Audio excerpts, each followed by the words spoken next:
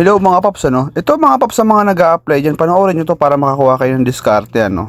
Kung ganito diskarte nyo mga paps, wag nyong ano to, no? Wag yung gantong diskarte mga paps.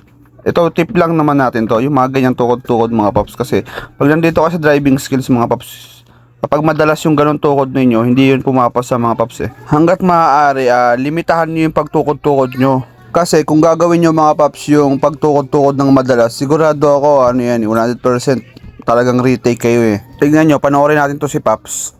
So sa figure of 8 na to eh. So yung maliit na 8 to. Yan, pagtapos nandito na sa 1, 2, 3, 4. So ito medyo may kahirapan din to kapag hindi nyo gamay yung motor nyo. Lalo na kung kagaya ng motor ni Paps and Max, yan oh, medyo ano yan. Kailangan yung clearance nyo talagang gagawin dito is medyo malawak. So very good siya doon sa unang ikot sa number 1. Number 2, very good din. Number 3, oh, tukod-tukod na naman. So pag ganyan madalas talaga mga paps, talagang hindi yan sinuswerte yan, tukod ulit oh. Yan.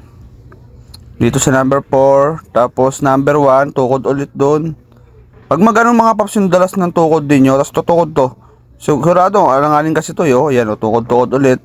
Pag ganyan, nako, yan. Lalo na, pag ganyan lalo ginang nangyari sa inyo. So yan mga paps, sayang. Iwasan nyo lang tumukod ng madalas mga paps.